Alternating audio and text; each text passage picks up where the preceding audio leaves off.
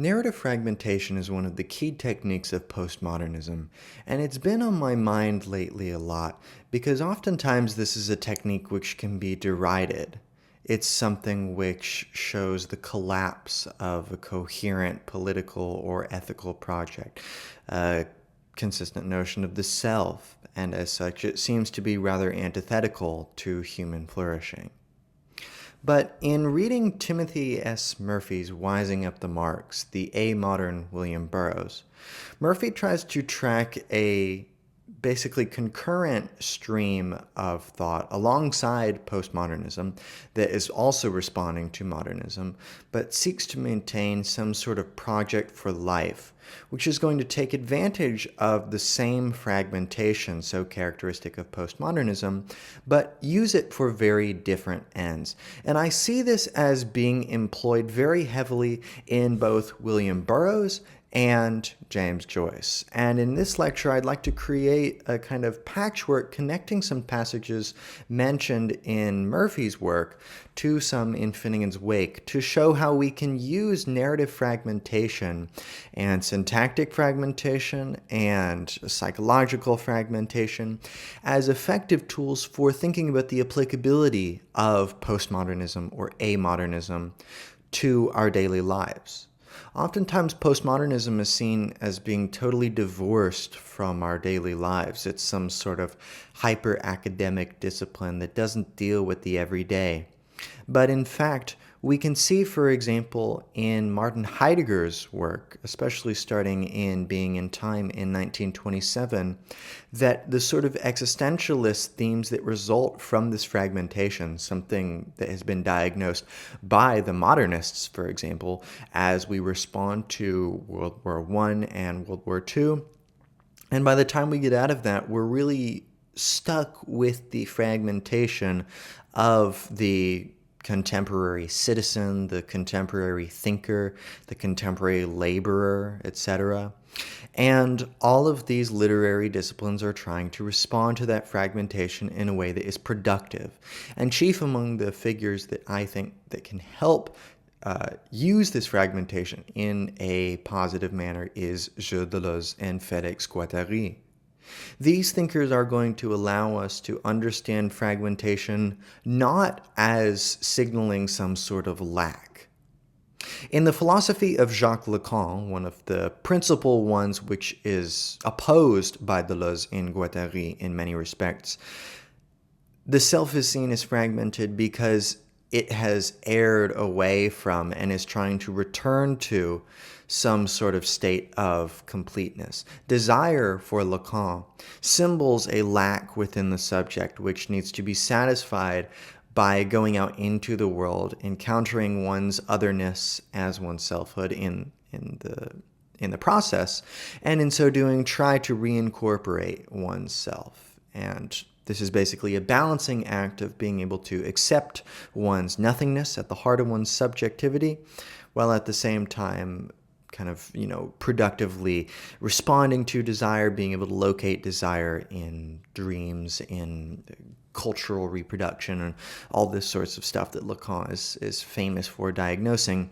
But Deleuze and Guattari respond to desire a little bit differently. They say that, in fact, we only see desire as a lack if we presume some state of completion which preceded our fragmented self.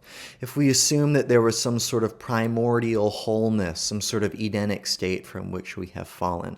And this is taken in very productive directions in Finnegans Wake, because Finnegans Wake, one of the chief themes that it follows is the fall of Adam and Eve. The way that they fall from grace and subsequently try to pick themselves up from grace, the way that they are, for example, banished to labor for the rest of their days, to painful childbirth for Eve, and all of these other things. And Joyce sort of plays with the mythos underwriting the fall in terms of trying to find a sort of demythologized, productive way of thinking about falling that doesn't necessarily require that we posit some Edenic state, but rather that we live in the midst of our fallenness and learn how to respond to it in a productive way.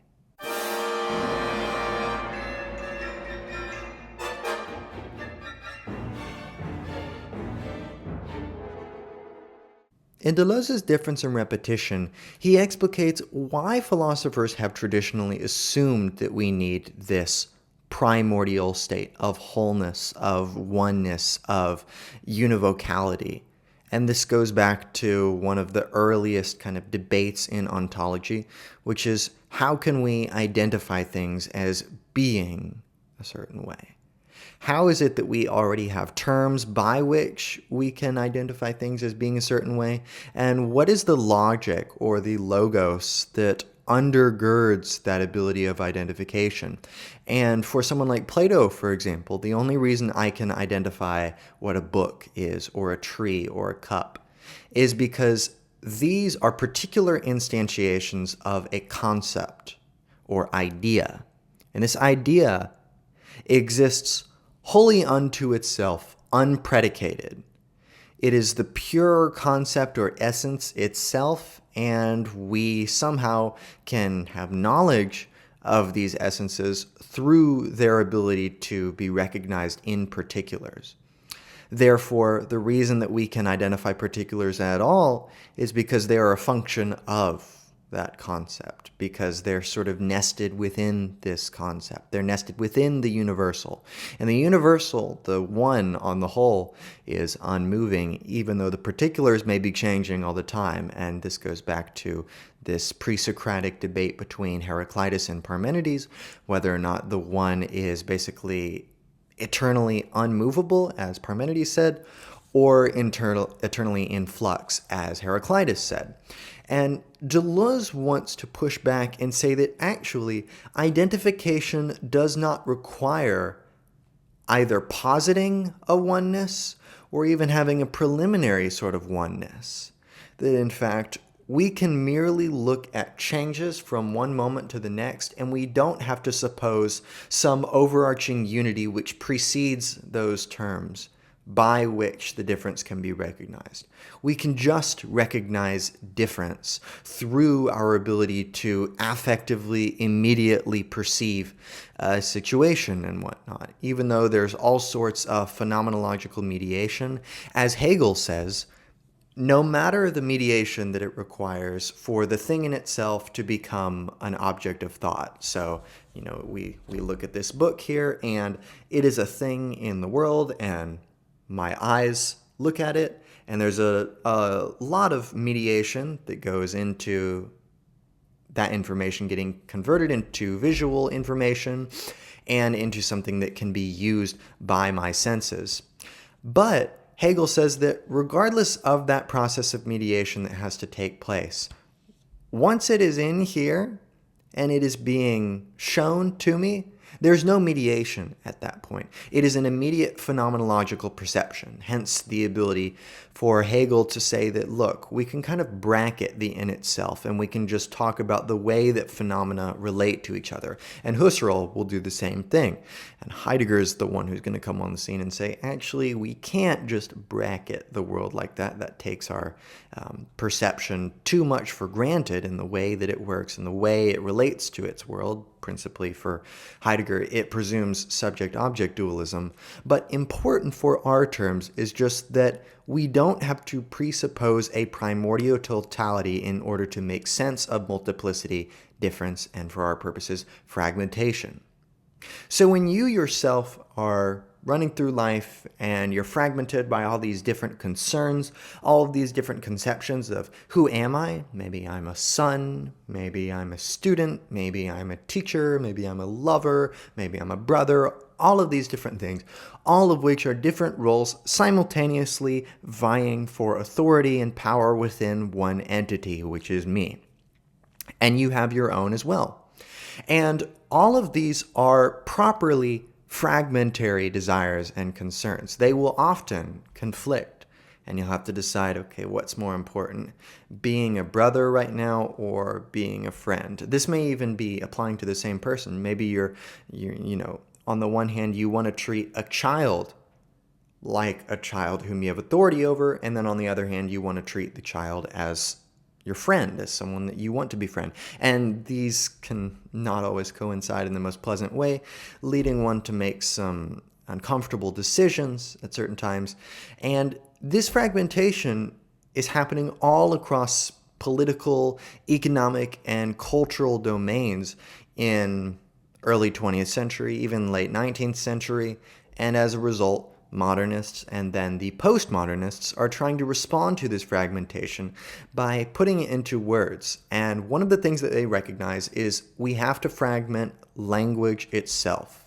Language cannot any longer be treated as some sort of primordial totality, as if it's something that stands unchanged regardless of the different ways in which it is spoken, the different ways in which it is written. The late modernists and the postmodernists are very apt on showing that language is a series of micro phenomena that is much more sensitive than we would like to think, that syntax, diction are not as stable as we would like them to be, that the supposed referentiality of language is not as stable as we would like it to be, and as such, we come on the scene with someone like William Burroughs, whose novels, for example, if you read Naked Lunch, it's one of the most disjointed pieces of literature I've ever read, and that's stacked up against something like Gravity's Rainbow or Finnegans Wake. It's a very, very fragmentary text. And he's really trying to duplicate that sort of fragmentation that's felt in the culture at the time, in terms of, for example, the fragmenting of the nation state as the sort of stable political finality. Now you have to go even wider to a global scale, and you can't just restrict yourself to a local scale to make sense of production of commodities, to make sense of cultural norms, to make sense of political sovereignty. All of these are called into question, and they're going to be called into question in these postmodern, or as Murphy wants to say, these amodern authors. And what they're going to do is they're going to try to duplicate what's going on in the culture in their text. Murphy calls the fragmentary technique of Naked Lunch paratactic juxtaposition of scenes and routines. And the idea of scenes and routines is very important for postmodern technique in general, because it shows the coded and codified nature of discourses, the way in which in particular situations there are particular expectations which are kind of tightly packed into a sort of textual treat for one, so to speak. And one can go through the motions and know what is expected of one within a specific discourse.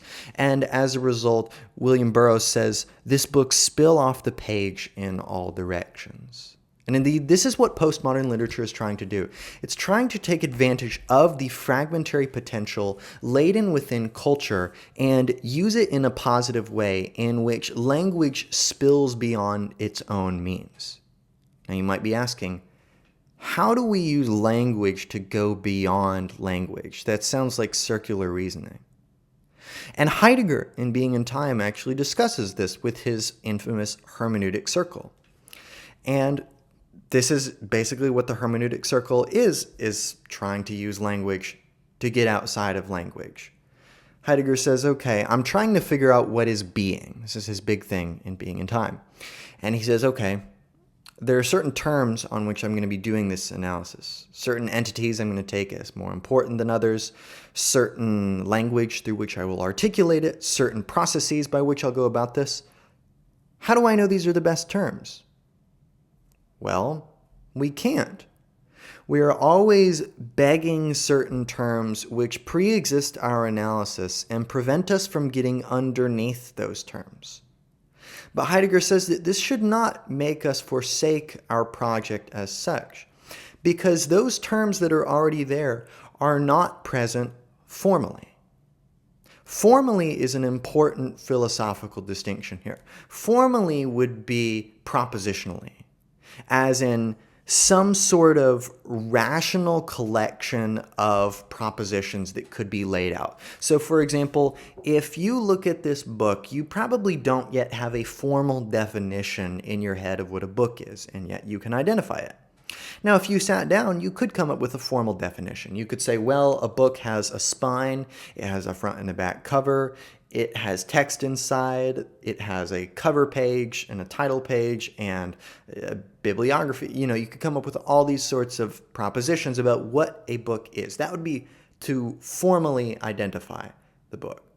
But before that, you could still have another type of identification, which is pre-formal or pre-ontological, as Heidegger wants to say. It's before our ontology, conceived of as some formal systematization of concepts. And Heidegger says that the pre-ontological is actually most of the way that we act in the world, is prior to rationality, prior to sanity, prior to any of these sanitized concepts. And as such, we're constantly falling short of these concepts precisely because we postulate them after the fact. So the rationalists that want to say that all thought is rational, that all knowledge is rational, it is rational apprehension of the truth of ideas or whatever, that is essentially just an idealization of what we would like for ourselves, which is imposed after the fact. And the postmodernists are trying to realize, okay, what would it look to really destroy these ideals? To get rid of this assumption of a primordial totality that pre-exists our falling? What if we were always falling? We were always in medias res. We were always in the middle of things and we never had a definite starting point and a definite ending point. What would that look like? Because that's how we live life. Sure, we come out of the womb, but it's rather arbitrary that we start saying this is where life started, because you could always go back and say, well, here were some terms that preceded that, which were essential and a constitutive part of this process of development. So as such, this notion of a definite start and a definite end doesn't really serve us too well. And as such, we're always kind of falling. And I really like the way Joyce puts it in Finnegans Wake, here on page 15. And they fell upon one another, and themselves they have fallen. And still now-a-nights and by-nights of yore do all bold floras of the field to their shy fawn lovers say only, call me ere I wilt to thee, and but a little later, pluck me whilst I blush. Well may they wilt, marry, and profusely blush, betroth. For that saying is as old as the howits, lave a whale a while in a wheelbarrow. Isn't it the truth I'm telling you? To have fins and flippers that shimmy and shake. Tim Timikin Timtir, tempting Tim, flippity, flippity, flippo, hop. So the different terms of life here are becoming flopping fish or frolicking flowers in the field. And we're picking them. The flowers themselves are blushing in reaction to this. So we've got a bunch of elements that we're finding in medias res. And we could say they've fallen. But Joyce's point is that we're all falling upon one another. They themselves have fallen, have already fallen. But if you try to trace that history of where did that fall come from, well, you find it's some constant circle of immersion, of being stuck in our terms, but not stuck in a bad way, stuck in a positive way of we already have this refuse that we can use and we can do things with. So Burroughs and Joyce and Pynchon and many others' point is not to see being within language, for example, as something bad, that language is in fact one of the principal means by which we can have these sort of projects at all. And if you look at someone like Derrida, he's trying to deconstruct language as a master narrative, but he still uses language. He still recognizes the importance of language for actually undergoing this process. Murphy says of this beginningless and endless amodern project that the work of critique cannot be made tidy and linear, cannot be given either a precise conclusion or the point of departure that paradoxically follows the conclusion, without being unmade as critique in equal measure. And he quotes Naked Lunch, "You were not there for the beginning, you will not be there for the end."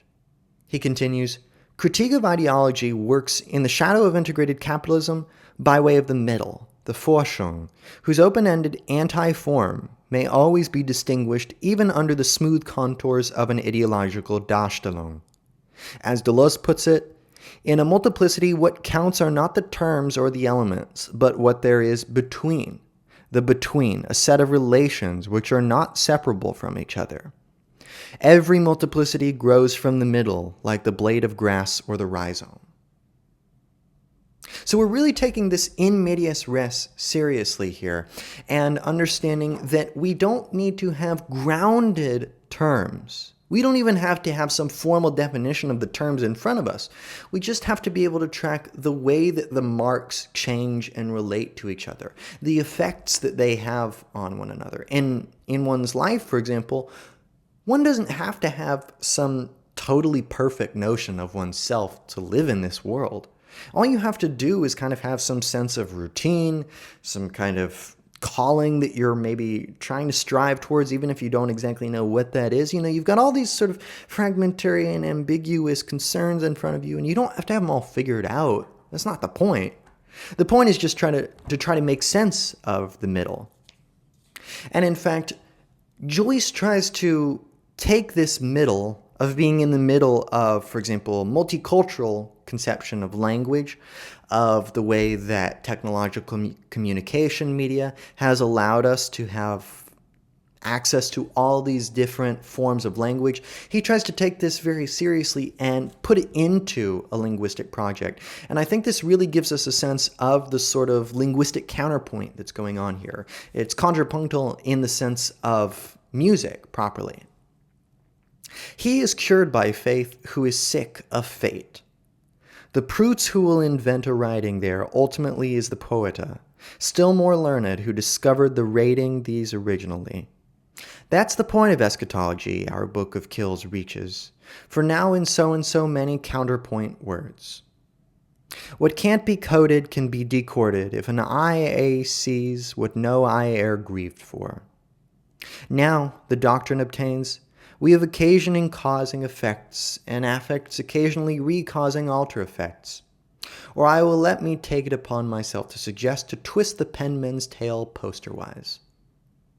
So there's a conscious twisting of language going on here, turning things right side up, wrong side out, and in so doing, seeing this interconnected state of cause and effect that Murphy has been discussing, and that Deleuze discusses too.